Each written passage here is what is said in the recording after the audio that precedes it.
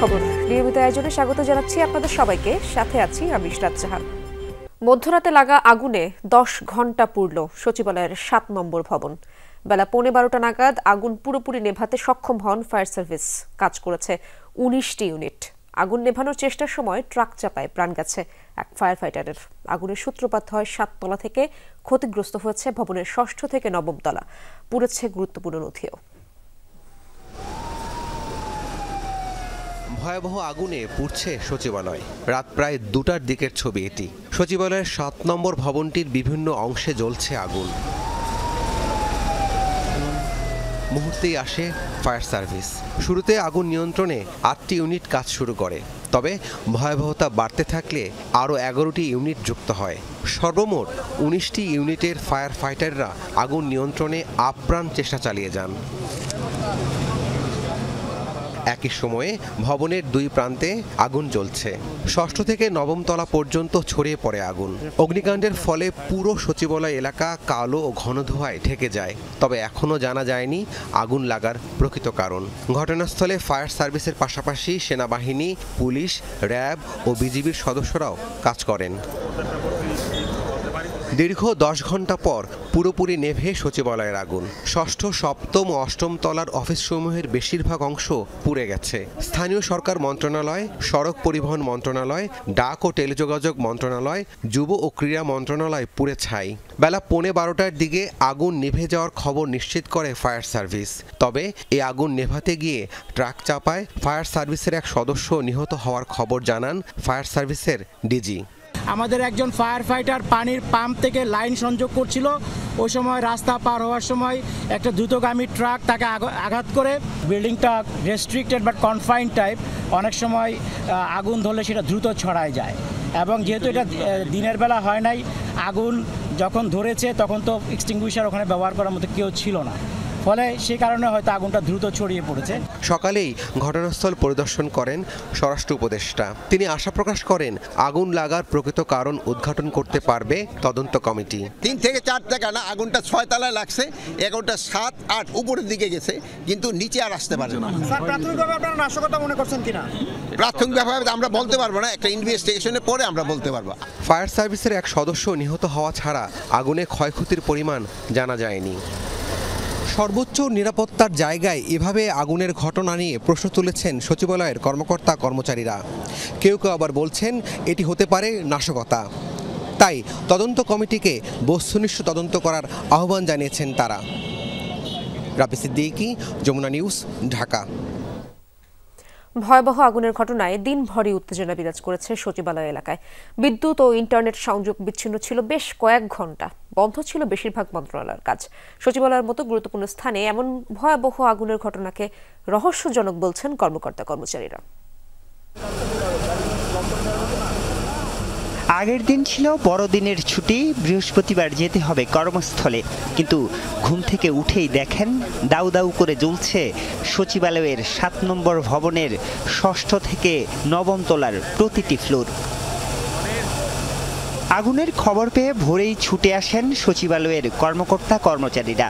তখনও বুঝে উঠতে পারেননি সচিবালয়ের মতো সুরক্ষিত একটি জায়গার ভবনে কিভাবে লাগলো এত বড় আগুন। আগুন লাগার পরপরই একটি ফ্লোরের 2টি ভিন্ন জায়গায় আগুন জ্বলতে দেখা যায়, যা নিয়ে উঠেছে নানা প্রশ্ন। এরকম নিরাপত্তা বেষ্টনী যে জায়গায় থাকে ওই জায়গায় এরকম আগুন, এটা আসলে একটা সবার জন্যই দুঃখজনক এবং হতাশার। আমার মনে হয় বাইরের লোক অনেক ঢোকে, এখন সচিবালয়ের কোনো নিরাপত্তা নেই। আমাদের নিরাপত্তা নিয়ে আমরা অনেক ভুগতেছি। সবচেয়ে বড় প্রশাসন সচিবালয়, এইখানে এরকম একটা ঘটনা সম্পূর্ণ অপ্রত্যাশিত, মানে প্রত্যাশাই করা যায় না। ফায়ার সার্ভিসের 6 ঘন্টার চেষ্টায় 8টা 5 মিনিটে যখন আগুন নিয়ন্ত্রণে আসে, তখন ভেতরে ঢুকতে চেষ্টা করেন কর্মকর্তা কর্মচারীরা। তাদের প্রবেশে সকাল 9টার দিকে খুলে দেয়া হয় 5 নম্বর গেট। উদ্বেগ আর উৎকণ্ঠা নিয়ে একে একে সচিবালয়ে প্রবেশ করেন কর্মকর্তা কর্মচারীরা। মোবাইলটা করছি, দেখেছি 7 নম্বর ভবনে আগুন। তখন তাড়াতাড়ি মানে যে দূরে যাইছি, এখন ঢুকতে তো দেয় না, গাড়ি তো সরাইতে পারি না। অফিস বন্ধ ছিল, সেক্ষেত্রে আমরা এ ব্যাপারে কিছু বলতে পারবো না। ক্লিয়ার বোঝা যাচ্ছে না, আসলে ভিতরে গেলে দেখা যাবে, বোঝা যাবে যে আসলে কোন ফ্লোরটা কতটুকু ক্ষতিগ্রস্ত হচ্ছে। এখান থেকে যে সবই আমাদের পুড়ে গেছে, এখান থেকে যে উপদেশ আমাদের দেখা যায় সবই আপনার পুড়ে গেছে। বেলা বাড়ার সাথে সাথে কর্মকর্তা কর্মচারীদের পাশাপাশি বাড়তে থাকে উৎসুক জনতার ভিড়। কেউ বলছেন নাশকতা, কেউ বলছেন আওয়ামী লীগ সরকারের অনিয়ম ঢাকতে পরিকল্পিতভাবে পোড়ানো হয়েছে নথি। সঠিকভাবে তদন্ত করবে রাষ্ট্র, তখন বোঝা যাবে যে আসলে এটা যদি কেউ ষড়যন্ত্র করে থাকে তাও সেটাও আসবে, আর যদি কোনো শর্ট সার্কিট বা ইয়ে থাকে সেটাও আসবে। সবগুলো বাতি কিন্তু অফ করেই বের হয়, যেতে কোনো ইয়ে আছে কি না, কিন্তু কিভাবে কি হলো সেটা নিজেই বলতে পারতেছি না। কিভাবে আগুন লাগছে সেটা তদন্ত করলে তারাই বলতে পারবে। কর্মকর্তা কর্মচারীরা ভেতরে প্রবেশ করলেও পুরো সচিবালয়ে ছিল বিদ্যুৎ এবং ইন্টারনেট সংযোগ বিচ্ছিন্ন, ফলে বেশিরভাগ মন্ত্রণালয়েই হয়নি নিয়মিত কার্যক্রম। দেশের প্রশাসনিক কেন্দ্র সচিবালয়ের মতো একটি জায়গায় এত বড় একটি আগুনের ঘটনা, সেটি কিভাবে লেগেছে কিংবা অন্য কোনো কারণ আছে কিনা সেটি হয়তো তদন্তে বেরিয়ে আসবে, কিন্তু এই আগুনের ঘটনা এই সরকারের জন্য বড় একটি ধাক্কা মনে করছেন সংশ্লিষ্টরা। আরিফুর রহমান সবুজ, যমুনা নিউজ, ঢাকা। দর্শক, সচিবালয়ের সবশেষ পরিস্থিতি জানবো আমার সহকর্মী শাকিল হাসানের কাছ থেকে, তিনি সেখানে রয়েছেন। শাকিল, সচিবালয়ের এই মুহূর্তের পরিস্থিতি কেমন দেখছেন আপনি? এবং সারাদিন তো একটি থমথমে অবস্থা বিরাজ করেছে, ক্ষয়ক্ষতি কেমন হলো কিছু জানা গেল কিনা?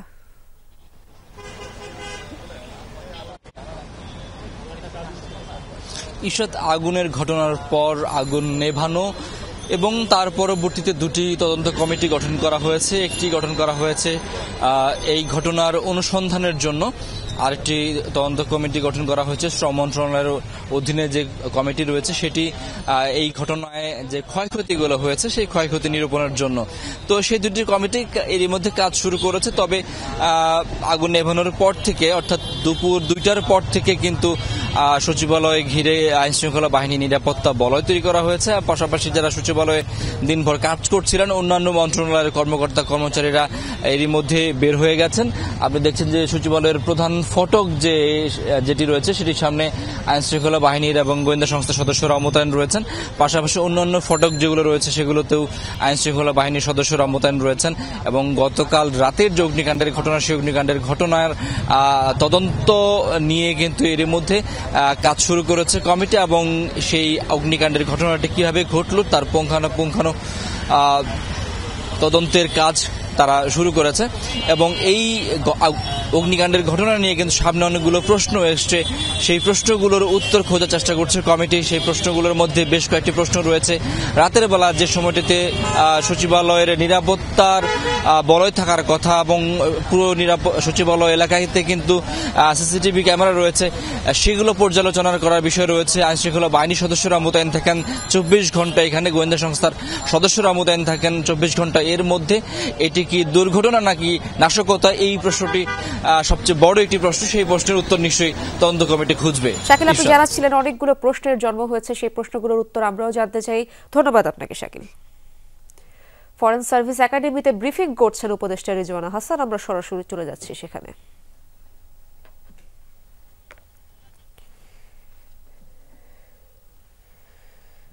সরকার এই বিষয়টাকে খুবই গুরুত্বের সাথে নিচ্ছে, কারণ এটা হচ্ছে আমাদের সকলের নিরাপত্তার বিষয় এবং এইখানে আমাদের রাষ্ট্রীয় অনেক গুরুত্বপূর্ণ দলিলগুলো থাকে। ফলে এই বিষয়টাকে সরকার খুবই গুরুত্বের সাথে নিয়েছে, যার জন্য আমরা 3 দিনের মধ্যে প্রাথমিক রিপোর্ট দিতে স্বরাষ্ট্র সচিবের নেতৃত্বে উচ্চ পর্যায়ের কমিটিটা করেছি। আমি দেলোয়ার হোসেন কালেরকোটে কাজ করি। আপনারা আজকে সরেজমিনে এখানে গেছেন, কয়েকজন উপদেষ্টা আপনারা যারা আছেন সবাই সেখানে গেছিলেন, আমরাও ছিলাম। আপনারা আগুনটা মধ্যরাতে লাগছে, কিন্তু এটা দীর্ঘ সময়ে আগুনটা আমরা দীর্ঘদিন সচিবালয়ে দেখেছি। এর আগেও মাঝে মধ্যে ছোটখাটো এরকম দুর্ঘটনা হয়েছে, খুব ছোট টিম গিয়ে খুব দ্রুততম সময়ের মধ্যে আগুনগুলো নেভানো সম্ভব হয়েছে। কিন্তু এবারে আগুনটা এত দীর্ঘ সময় লাগানোর কারণ কি, প্রায় 7 ঘন্টারও বেশি সময় লেগে গেছে। আর একই সঙ্গে রাস্তায় আরেকজন ফায়ার কর্মীও নিহতের ঘটনা আমরা দেখেছি দুঃখজনক ভাবে। যে একই সাথে 2টা ঘটনা আপনারা কিভাবে দেখছেন? প্রথম কথা হচ্ছে যে ফায়ার কর্মী যিনি মারা গেছেন, আজকে আমাদের ক্রয় সংক্রান্ত একটি কমিটির মিটিং ছিল, সেখানে আমরা একটা শোক প্রস্তাব তার জন্য নিয়েছি। আর আগুনটা আরো আগে নিভানো যেত কিনা, আগুন নেভাতে বিলম্ব হয়েছে কিনা, এইগুলো কমিটির রিপোর্ট না আসা পর্যন্ত আমরা উত্তর দিতে পারবো না। আরেকটি বিষয় যে এখানে ফায়ার যারা শুরুতে গেছিলেন 7 জন ব্যক্তি গেছিলেন, 5 জন ফায়ারম্যান, একজন ড্রাইভার এবং ওখানে যারা সেকেন্ড ইনচার্জ ছিলেন, আমি তাদের সাথেও কথা বলেছি। যে তারা বলছেন যে শুরুতে তারা পশ্চিম পাশে আগুনটা দেখছেন, তারা যখন শুরুতে একজন পুলিশ কনস্টেবল তাদেরকে খবর দেওয়ার পরে তারা যখন 1:50 দিকে যায়, এরপরে যখন ওই আগুনটা কিছুটা তারা নিয়ন্ত্রণ বা একটু কাজ করছে, পরেই তারা দেখছে পূর্ব পাশে আরেকটা আগুন। এই যে একই সময়ে দুটো আগুন মানে সামনের দিকে ইয়াটা আসছে, মানে বিচ্ছিন্ন 2 জায়গাতে, এই জায়গার মানে আসলে এখানে তো এমন প্রশ্ন আসছে যে পিছনে মানে অন্য কেউ ছিল কিনা, এরকম কোন আইন শৃঙ্খলা বাহিনীর সাথে আপনাদের যেহেতু এখানে স্বরাষ্ট্র উপদেষ্টা মহোদয় আছেন, যে উনি আইন শৃঙ্খলা বাহিনীর সাথে এই বিষয়ে কথা বলেছেন কিনা, যে আগুনটা এভাবে কেন? হ্যাঁ, যার যার অবস্থান থেকে প্রত্যেকেই কথা বলেছে, এবং আপনারাও যদি প্রথম দিকে কেউ যেয়ে থাকেন, কেউ কোনো ভিডিও করে থাকেন যেটা হয়তো আমাদের কাছে নেই, আমরা যারা সকালে গেছি, সেগুলো দিয়েও আপনারা তদন্ত করবেন যে কমিটি, সেই কমিটিকে দয়া করে সাহায্য করবেন। অনেক প্রশ্ন অনেকের মনে আছে, সব প্রশ্নের উত্তর যদি আমরা আমাদের মতন করে দিতে থাকি তাহলে তার তদন্ত কমিটি করে কোনো লাভ হচ্ছে না। তদন্ত কমিটিকেই যার যা বক্তব্য আছে, যেমন আপনি যে বক্তব্যটা বললেন সেটা জানিয়ে দেওয়া হবে। অন্য কারো কাছে যদি অন্য কোনো তথ্য মনে হয় যে এটাও তদন্ত কমিটির দেখা উচিত, আপনারা সেটা জানিয়ে দেবেন। কারণ এই ঘটনার অবশ্যই একটা সুষ্ঠু এবং বিস্তারিত তদন্ত হতে হবে। এটা আজকে যে ঘটনা ঘটলো, এটা যদি কোনো কারণটা যখন আমরা নির্ধারণ করব, সেই কারণ অনুযায়ী আমরা অবশ্যই সিদ্ধান্ত নিব। এই ঘটনা আর যাতে কখনো না ঘটে সেটাকেও আমাদের ব্যবস্থা গ্রহণ করতে হবে। যেমন ওর যে কার্যালয়, ওর আর ওখানে বসারই কোনো উপায় নেই, পুরোটা কার্যালয়ই তার নথি যা আছে সব পুড়ে গেছে। তো এই ধরনের ঘটনা এখানে নিরাপত্তার ব্যত্যয় ছিল কিনা, অন্য কোনো বিষয় ছিল কিনা, কি কারণে অগ্নিকাণ্ড ঘটেছে, এগুলো সবই এই তদন্ত কমিটি খতিয়ে দেখবে। যার যেটা মনে হয় আমাদের মতামতগুলো আমরা তদন্ত কমিটিকে জানাবো। জি, মাননীয় উপদেষ্টা, আমি তাজুল মাহমুদ, আমি সময় টেলিভিশনে কাজ করি। আমার যেটা জানার বিষয় যে কয়টি মন্ত্রণালয়ের নথি আসলে পুড়ে গেছে, আর সেই নথিগুলো কি রিকভারেবল কিনা, নাকি একেবারে ইররিকভারেবল কিছু নথি পুড়ে গেছে?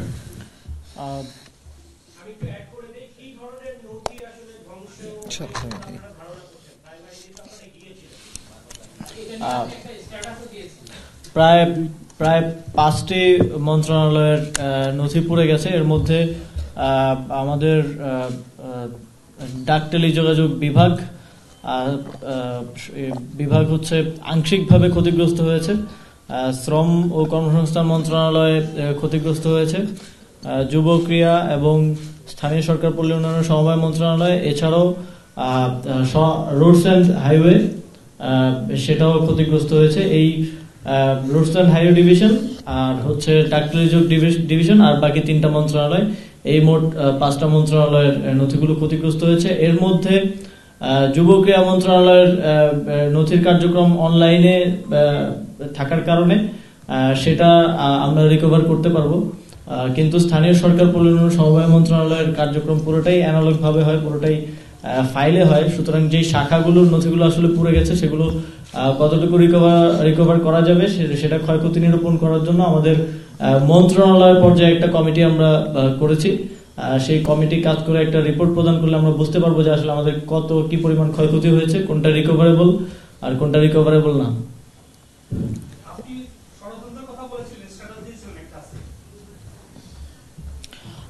আমরা স্থানীয় সরকার বিভাগে আমি দায়িত্ব গ্রহণ করার পর আমরা কিছু অর্থনৈতিক অসঙ্গতি লক্ষ্য করেছি।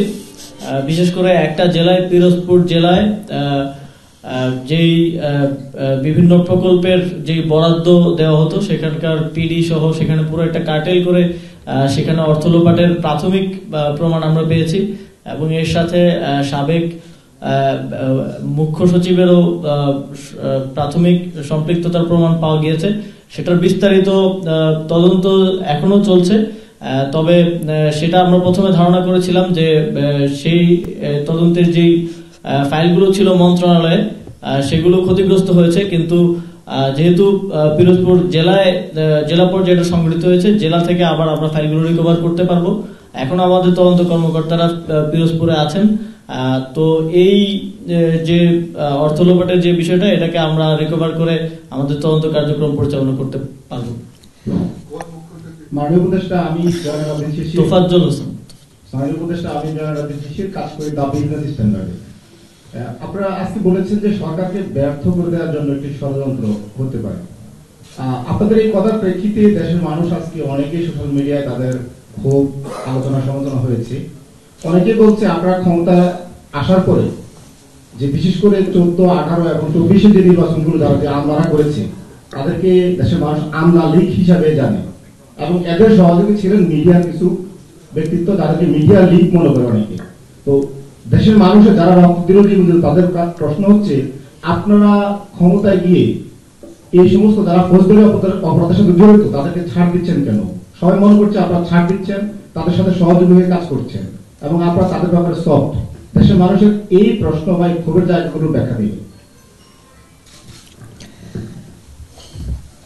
প্রথম কথা হচ্ছে, কাউকে এখানে ছাড় দেওয়া হচ্ছে না।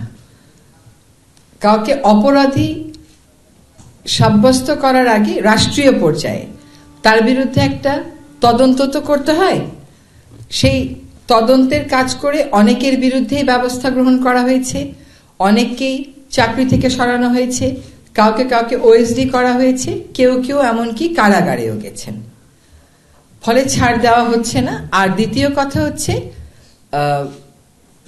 যে প্রশাসনকে গতিটা রেখে একই সাথে ঢেলে সাজানোর কাজটাও আমরা করছি।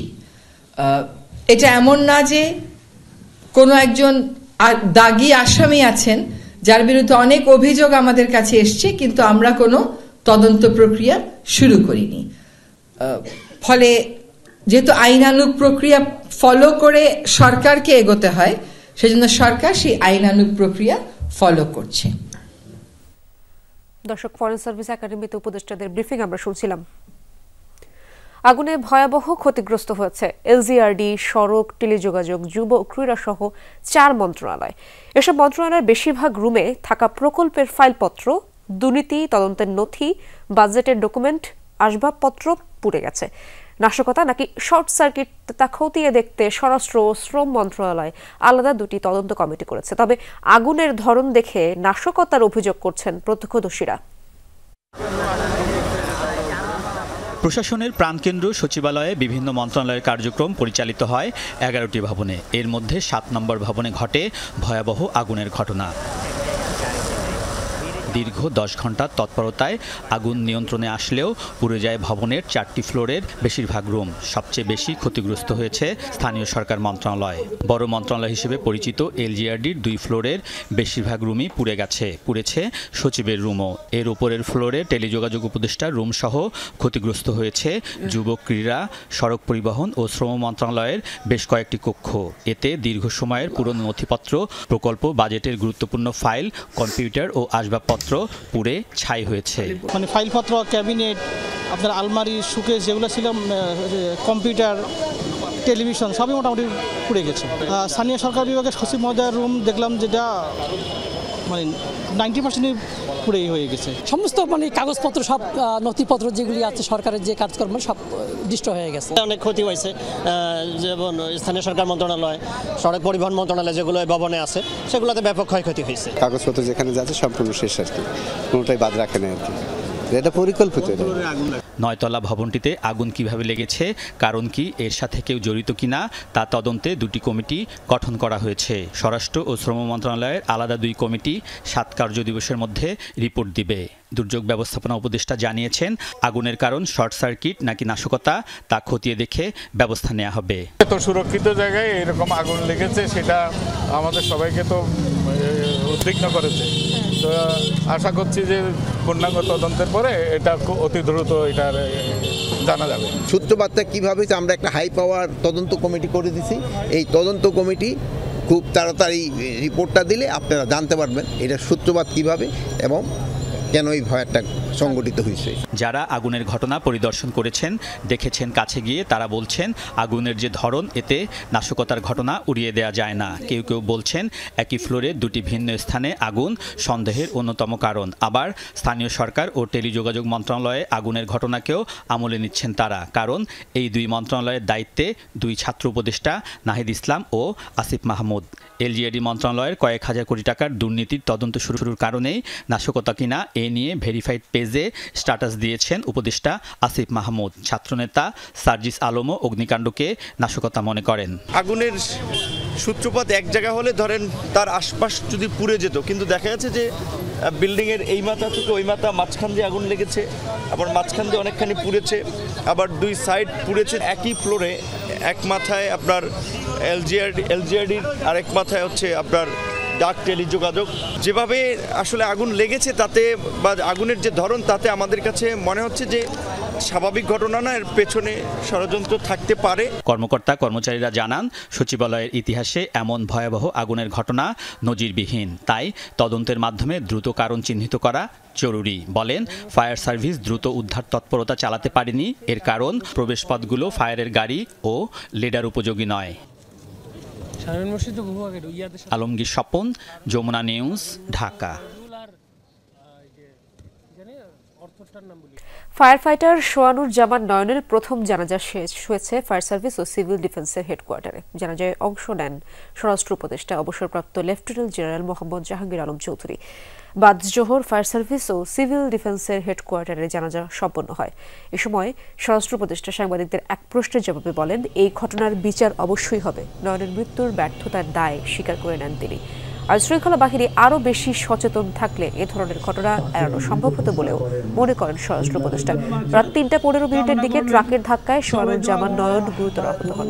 পানির পাইপ কাঁধে নিয়ে রাস্তা পার হওয়ার সময় একটি দ্রুতগতির ট্রাক তাকে ধাক্কা দিয়ে পালিয়ে যায়।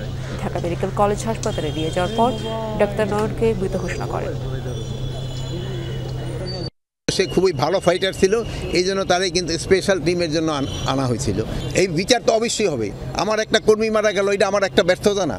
যেহেতু ট্রাক ওখানে চলাচল করাটা উচিত ছিল না, বাট আমরা ট্রাক চালককে ধরে ফেলছি এবং তারা আমরা আইনের আওতায় অবশ্যই নিয়ে আসবো।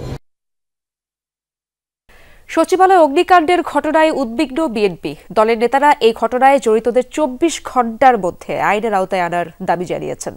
তারা বলেন, পতিত স্বৈরাচার সরকারের গুরুত্বপূর্ণ নথি চাওয়ার পরপরই অগ্নিকাণ্ডের ঘটনায় জনমনে নানা প্রশ্ন দেখা দিয়েছে। বিবৃতিতে অগ্নিকাণ্ডের ঘটনার সুষ্ঠু তদন্ত করে দোষীদের শাস্তি দেওয়ার আহ্বান জানিয়েছেন দলের মহাসচিব মির্জা ফখরুল ইসলাম আলমগীর। প্রশাসনের প্রাণকেন্দ্র সচিবালয়ে নজিরবিহীন ঘটনা। মধ্যরাতে লাগা আগুনে সচিবালয়ের 7 নম্বর ভবনের বড় অংশ পুড়ে যায়। ক্ষতির পরিমাণ জানা যায়নি এখনো। এই ঘটনায় উদ্বিগ্ন বিএনপি। বিবৃতিতে দলের মহাসচিব মির্জা ফখরুল ইসলাম আলমগীর বলেন, আগুনে গুরুত্বপূর্ণ নথি পুড়ে যাওয়া সরকারের জন্য বিব্রতকর। সুষ্ঠু তদন্তে দোষীদের আনতে হবে বিচারের আওতায়।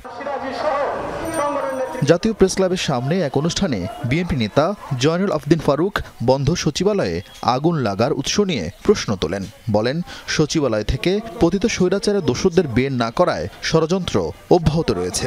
স্বরাষ্ট্র উপদেষ্টার কাছে আজকের মধ্যেই জানতে চাই, এখনো কেন যারা আগুনের সাথে সম্পৃক্ত তাদেরকে গ্রেপ্তারের আইনের আওতায় আনা হলো না।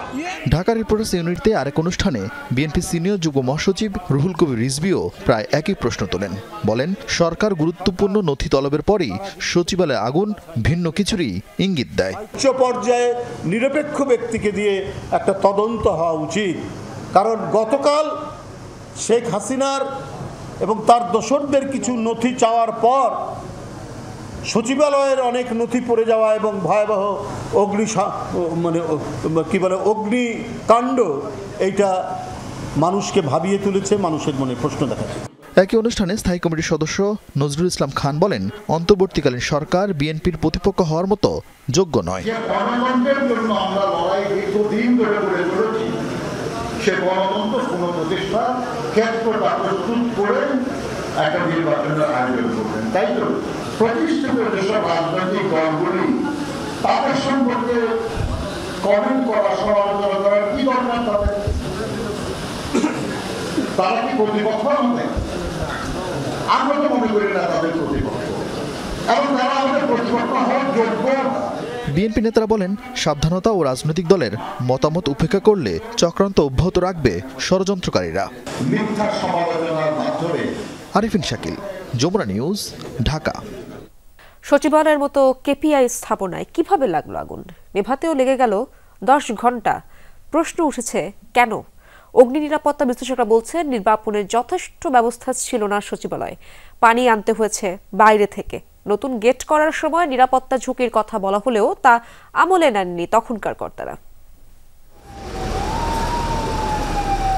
সচিবালয়ে আগুন নিয়ে ধূম্রজাল রয়েছেই। নির্দিষ্ট কয়েকটি মন্ত্রণালয়ে কেন আগুন লাগলো তা নিয়েও প্রশ্ন তুলেছেন অনেকে। কেউ কেউ এটিকে নাশকতা উল্লেখ করে এমনও বলছেন, কেপিআই ভুক্ত এলাকায় এমন ঘটনা পূর্ব পরিকল্পিত। তাই স্বভাবতই প্রশ্ন আসতে পারে, কেপিআই কি? কেন সচিবালয়কে কেপিআই ভুক্ত এলাকা বলা হচ্ছে?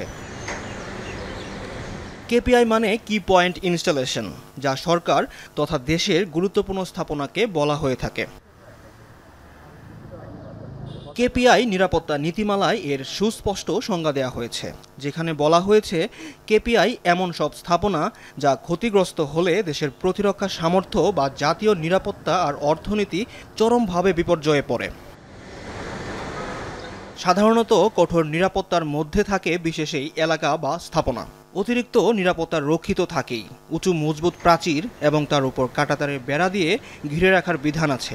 অগ্নি নির্বাপনের জন্যও বিশেষ ব্যবস্থা রাখার কথা বলা হয়েছে কেপিআই নীতিমালায়।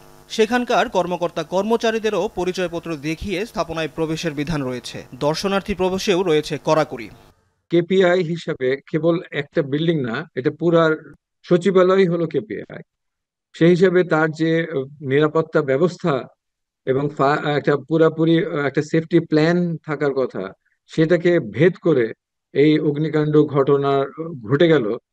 নিরাপত্তা বিশ্লেষক ব্রিগেডিয়ার জেনারেল আবু নাইম মোহাম্মদ শহীদুল্লাহ বলছেন, কেপিআই এলাকাকে যতভাবে সুরক্ষিত রাখতে হয় ঠিক ততটা সুরক্ষা ব্যবস্থা ছিল না সচিবালয়ে। এ নিয়ে ফায়ার সার্ভিসের পক্ষ থেকে চিঠিও দেওয়া হয়েছিল, কিন্তু নেওয়া হয়নি কোনো ব্যবস্থা।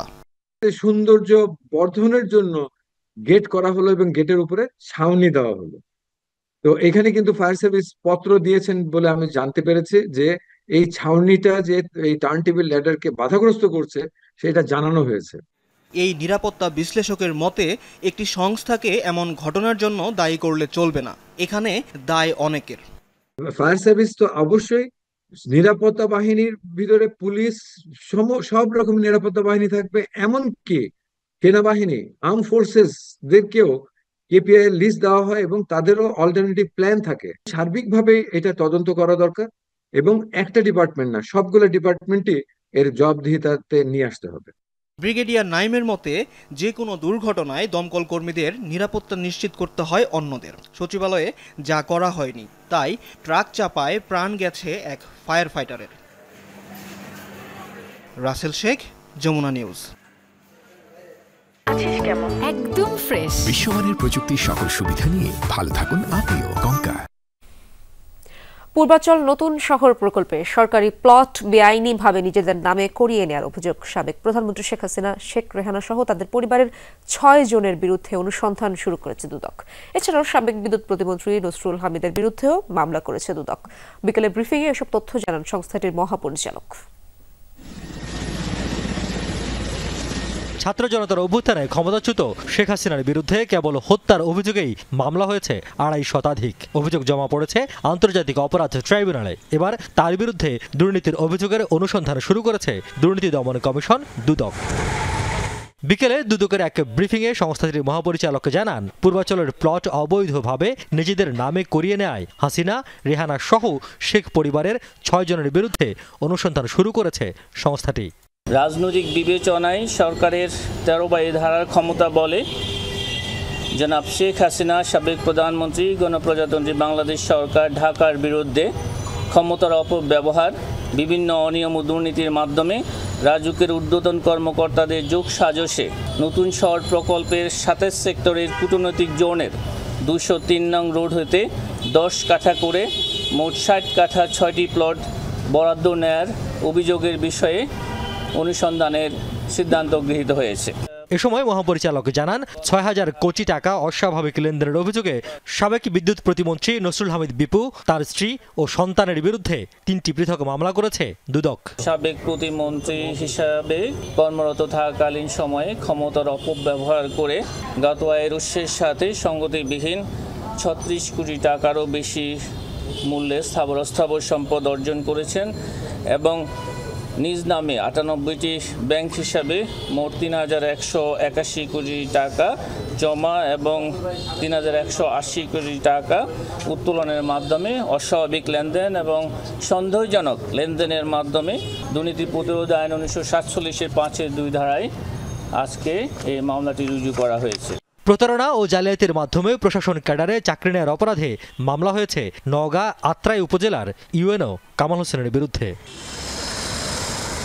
রিয়াজ রায়হান, যমুনা নিউজ, ঢাকা। সচিবালয় অগ্নিকাণ্ডের ঘটনাটি ষড়যন্ত্র পরিকল্পিত বলে মন্তব্য করেছেন জুলাই শহীদ স্মৃতি ফাউন্ডেশনের সাধারণ সম্পাদক সার্জিস আলম। বিকেলে পঞ্চগড়ে বৈষম্য বিরোধী ছাত্র আন্দোলনের সমন্বয়কদের সাথে মতবিনিময় করেন তিনি। পরে এই মন্তব্য করেন সার্জিস। বলেন, সচিবালয় অগ্নিকাণ্ডে অফিসগুলো পুড়ে ছাই হয়েছে, এটি সাধারণ কোনো দুর্ঘটনা নয়। সার্জিস বলেন, যারা ছাত্রদের প্রতিনিধিত্ব করছে তারা সরকারের প্রতিনিধি হয়ে শেখ হাসিনার অপকর্মের ফাইলগুলো নিয়ে বিচারের তদন্তও করছে। এমন সময়ে পরিকল্পনা করে এই ঘটনাটি ঘটানো হয়েছে বলেও মন্তব্য করেন সার্জিস আলম। সচিবালয়ে যেভাবে আগুন লেগেছে এবং এটার ধরন যেমন, অবস্থান যেমন, এটা কখনোই সাধারণভাবে বা ন্যাচারালি বা কোনো দুর্ঘটনাবশত কোনো আগুন হতে পারে না। আমরা আমাদের জায়গা থেকে মনে করি একদম ষড়যন্ত্র করে, প্ল্যান করে এই আগুনটি লাগানো হয়েছে। চাকরিতে পুনর্বহালের দাবিতে অনির্দিষ্টকালের জন্য আমরণ অনশন কর্মসূচি পালন করছে রেড ক্রিসেন্টের কর্মকর্তা কর্মচারীরা। সকালে রেড ক্রিসেন্ট সোসাইটির সদর দফতরে এই কর্মসূচি শুরু করেন তারা। চাকরিচ্যুত কর্মকর্তা কর্মচারীদের প্রধান সমন্বয়ক মোহাম্মদ আলাউদ্দিন জানান, গত ১৬ বছরে ফ্যাসিবাদী শক্তি অন্যায়ভাবে এসব কর্মকর্তা কর্মচারীদের দোষী সাব্যস্ত করে চাকরিচ্যুত করেছে। চাকরিতে পুনর্বহাল না হওয়া পর্যন্ত কোনো আন্দোলনকারী ঘরে ফিরে যাবে না বলেও জানান তিনি। সব ষড়যন্ত্র বন্ধ করে নিরপরাধ চাকরিচ্যুত কর্মকর্তা কর্মচারীদের প্রাপ্য সকল সুবিধাসহ চাকরিতে পুনর্বহাল করতে সোসাইটির চেয়ারম্যান, ম্যানেজিং বোর্ড সহ সংশ্লিষ্ট সকলের প্রতি জোর দাবি জানান অনশনরতরা। গরিব, দুস্থ ও শীতার্ত পরিবারের মাঝে শীত বস্ত্র বিতরণ করেছে বাংলাদেশ কোস্ট গার্ড পরিবার কল্যাণ সংঘ। বিকেলে কোস্ট গার্ড পরিবার কল্যাণ সংঘের president Farhana Begum coast guard সদর দপ্তর প্রাঙ্গণে শীতবস্ত্র বিতরণ করেন। বলেন, বাংলাদেশ কোস্ট গার্ড পরিবার কল্যাণ সংঘ ২০০২ সাল থেকে যাত্রা শুরুর পর থেকে বিভিন্ন জনকল্যাণ ও সেবামূলক কার্যক্রম পরিচালনা করে আসছে। সীমান্ত এলাকায় অসহায় মানুষের সেবা করাই কোস্ট গার্ড পরিবার কল্যাণ সংঘের লক্ষ্য বলেও জানান তিনি। এ সময় বাংলাদেশ কোস্ট গার্ড পরিবার কল্যাণ সংঘের কার্যনির্বাহী সদস্যরা উপস্থিত ছিলেন। জুলাই আন্দোলনে শহীদদের আকাঙ্ক্ষার পটভূমিতে 2 দিনব্যাপী জাতীয় সংলাপের উদ্যোগ নিয়েছে ফোরাম ফর বাংলাদেশ স্টাডিজ। এই উপলক্ষে বিকেলে কৃষিবিদ ইনস্টিটিউটে সংবাদ সম্মেলনের আয়োজন হয়। সংলাপে কি কি বিষয় আলোচনা হবে তা তুলে ধরা হয়। বিচার, সংস্কার, নিরাপত্তা ও নির্বাচন বিষয়ে 6টি অধিবেশনে সংলাপ চলবে। সংলাপের উদ্বোধন করবেন শহীদ পরিবারের সদস্যরা। এতে ভার্চুয়ালি যুক্ত থাকবেন প্রধান উপদেষ্টা ডক্টর মোহাম্মদ ইউনূস, রাজনৈতিক দলের শীর্ষ নেতা, সরকারের উপদেষ্টা, নাগরিক সমাজ ও বিভিন্ন শ্রেণী পেশার প্রতিনিধিরাও অংশ নেবেন সংলাপে। সংবাদ সম্মেলনে উপস্থিত ছিলেন সাংবাদিক মনির হায়দার, পিআইবির মহাপরিচালক ফারুক ওয়াসিফ, ডক্টর জাহিদুর রহমান ও সালেউদ্দিন। MIST-তে অনুষ্ঠিত হলো রিসার্চ ইনসেন্টিভ অ্যাওয়ার্ড অনুষ্ঠান। একই সাথে অনুষ্ঠিত হয়েছে MIJST-র অনলাইন সংস্করণের উদ্বোধন। সকালে military institute of science and টেকনোলজির জেনারেল মুস্তাফিল মাল্টিপারপাস হলে এই অনুষ্ঠানের আয়োজন করা হয়। এতে প্রধান অতিথি ছিলেন MIST-র commandant major general Mohammad Nasim Parvez. অনুষ্ঠানে MIST-র গবেষণা ও উন্নয়ন শাখার পরিচালক ব্রিগেডিয়ার জেনারেল মোহাম্মদ সাজ্জাদ হোসেন, শ্রেষ্ঠ গবেষক প্রফেসর ডক্টর মোহাম্মদ এনামুল হক এবং MIJST-র editor in chief professor doctor Firoz Alam video কনফারেন্সের মাধ্যমে বক্তব্য রাখেন। অনুষ্ঠানে আরও উপস্থিত ছিলেন বিভিন্ন ফ্যাকাল্টির ডিন, বিভাগীয় প্রধান, শাখা প্রধান, অধ্যাপক, গবেষক, সামরিক ও বেসামরিক কর্মকর্তা এবং বিভিন্ন বিভাগের নির্বাচিত শিক্ষার্থীরা। নারায়ণগঞ্জে দরিদ্র শীতার্ত মানুষের মাঝে শীতবস্ত্র বিতরণ করেছে বাংলাদেশ সেনা পরিবার কল্যাণ সমিতি। সকালে রূপগঞ্জের পূর্বাঞ্চলে জলশিরি আবাসিক এলাকায় Sheikh Russel Cantonment Public School and College মাঠে শীতবস্ত্র বিতরণ করা হয়। অনুষ্ঠানে প্রধান অতিথি ছিলেন সেনা পরিবার কল্যাণ সমিতি, লেডিস ক্লাব ও চিলড্রেন ক্লাবের প্রধান পৃষ্ঠপোষক সারানাজ কমলিকা জামান। এ সময় শেপকসের এই মানবিক কার্যক্রম অব্যাহত থাকবে বলে আশাবাদ ব্যক্ত করেন তিনি। আয়োজকরা জানান, পর্যায়ক্রমে সারা দেশে শীতার্ত, অসহায় ও দুস্থ মানুষের মাঝে শীত বস্ত্র বিতরণের উদ্যোগ নিয়েছে শেপকস। নরসিংদী সদর উপজেলার মেহেরপাড়া ইউনিয়ন ছাত্রদল কর্মী হুমায়ুন আহমেদ হত্যাকাণ্ডে জড়িতদের ফাঁসির দাবিতে মানববন্ধন করেছে এলাকাবাসী। দুপুরে নরসিংদী প্রেস ক্লাবের সামনে এই মানববন্ধন কর্মসূচি পালন করা হয়। 24 ঘন্টার মধ্যে হত্যাকারীদের গ্রেফতার করা না হলে কঠোর কর্মসূচির হুঁশিয়ারি দেন বক্তারা। গত শনিবার রাতে উপজেলার 5দোনা এলাকায় ব্যাডমিন্টন খেলা থেকে ডেকে নিয়ে হুমায়ুন আহমেদের বুক ও মাথায় গুলি করে পালিয়ে যায় দুর্বৃত্তরা। উদ্ধার করে হাসপাতালে নেওয়ার পর চিকিৎসক তাকে মৃত ঘোষণা করেন। এই ঘটনায় নিহতের ভাই আল মামুন বাদী হয়ে মাধবদী থানায় একটি হত্যা মামলা দায়ের করেন। আর এই ছিল আজকের সব খবরের আয়োজনে। এতক্ষণ সাথে থাকার জন্য ধন্যবাদ সবাইকে।